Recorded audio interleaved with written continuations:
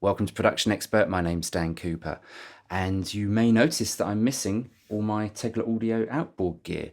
Well, I haven't lost it, I've repositioned it. I've been doing some studio DIY over the last couple of days to solve a couple of problems. The first problem being my back's been giving me trouble, and this was because my gear was here. I found myself constantly leaning over to the left from my mix position to adjust the dials on my outboard gear, and it was causing me some back problems. So I thought, well, let's move the gear from the side here and put it in the top of the rack so it's facing up, meaning I can easily reach over and twist my dials. So that was a pretty simple thing to do, but I also had another problem, and that was I was running out of rack space. This 14U rack was completely full, and I didn't want to replace it as it's only a year old.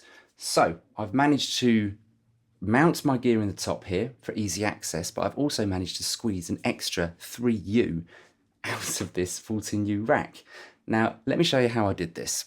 Now, first of all, I measured the top of the unit, so the depth of the rack, and also the width of the top part of the unit, because what I wanted to do was use the top part of the unit, chop it down and use it as a kind of a faceplate, if you will, to the cabinet.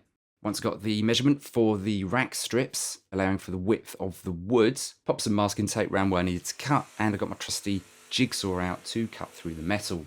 Next I had to drill some holes through this so I could secure it to the cabinet. Just clamp these down so it's nice and secure, nothing would wobble about. I then had to run a rubber strip up inside the rack strip. It was a little bit fiddly, but managed to pull it through with some scissors. After that, I offered up these to the unit just to make sure that my measurements were absolutely perfect. Then proceeded to take all the rack gear out, piece by piece. Following that, I had to take the original rack strips out and take the nuts from the inside out and feed them into the new channels, as the replacement strips that I got didn't have any nuts inside it. Next, I removed the top from the rack and got my clamps back out to secure the new cut strips to the top of each side of the unit. Then got the drill out, drilled through the holes that I made in the metal through into the woods. I had less than 2 centimeters here, so you want to be careful you don't drill the whole way through. A good way of doing this is by wrapping a bit of masking tape around the end of your drill bit and just marking that off at something less than 2 centimeters, or the width that you want to drill, so you don't drill through the whole unit. After I had both sides in, I just threw a very lightweight bit of rack gear in. I used my Behringer tuner just to make sure that the unit would stay square and true. I then offered up the top panel just to make sure everything was lining up. After that, I put another rack piece at the top of the unit, again just to make sure everything is square and true, which it was. I then experimented with the arrangement of my rack gear.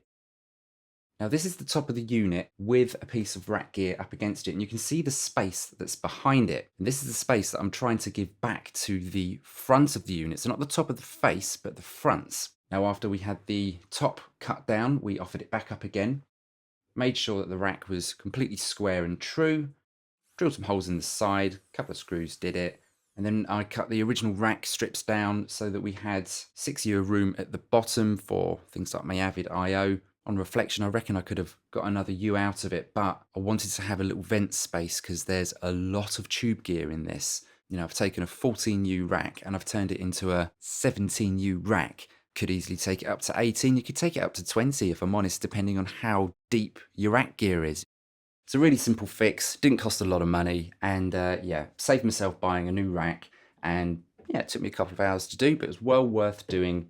Nice, easy DIY job that you can do yourself. Anyway, hope you guys got something from that. I'm Dan from Production Expert, and I'll see you again soon.